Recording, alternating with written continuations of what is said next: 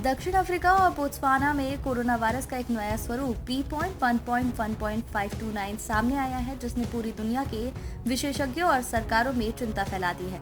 वैज्ञानिकों ने भी कोरोना के नए स्ट्रेन को परेशानी का सबब बताया। उनका कहना है कि देश की सबसे घनी आबादी वाले प्रांत गाउतेंग में युवाओं के बीच ये स्वरूप तेजी से फैला है।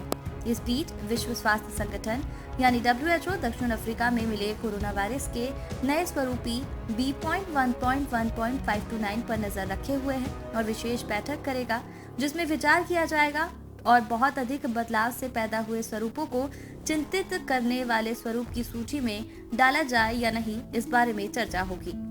WHO में संक्रामक बीमारी महामारी और कोविड-19 तकनीकी समूह का नेतृत्व कर रही मारिया वान केरखोव ने बृहस्पतिवार को प्रश्नोत्तर सत्र के दौरान बताया, 100 से भी कम स्वरूप का जीनोम अनुक्रमण उपलब्ध है।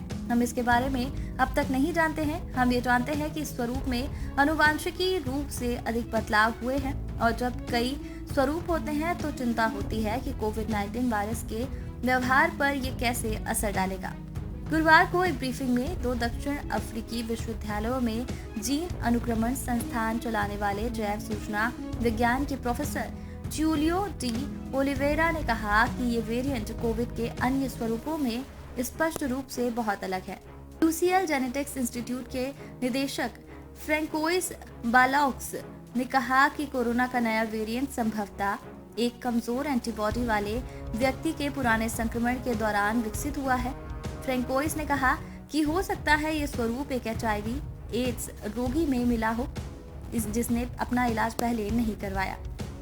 महामारी विज्ञानी एरिक फिंगलटीन ने कोरोना के नए संस्करण की गंभीरता पर प्रकाश डालते हुए कहा, दक्षिण अफ्रीका में कोविड-19 सकारात्मकता दर 1% से बढ़कर 30% हो गई है। उन्होंने ट्विटर पर लिखा, दक्षिण अफ्रीका में कोरोना वायरस का प्रसार काफी अचानक से और व्यापक स्तर पर हुआ है। इसी कारण एक सप्ताह में सकारात्मकता दर 1% से बढ़कर 30% हो गई है। इंपीरियल कॉलेज लंदन के महामारी विज्ञानी नील फर्ग्यूसन ने कहा कि B.1.1.529 में स्पाइक प्रोटीन में उत्परिवर्तन की अभूतपूर्व संख्या थी और इसी वजह से दक्षिण अफ्रीका में कोविड-19 मामलों की संख्या में हाल ही में तेजी से वृद्धि हुई थी।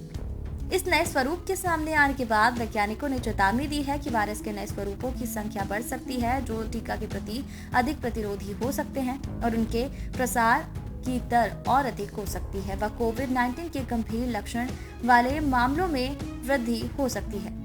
कोरोना और वैक्सीनेशन से जुड़ी हर महत्वपूर्ण खबरों की जानकारी से अपडेट रहने के लिए हमारे चैनल को सब्सक्राइब कर लीजिए।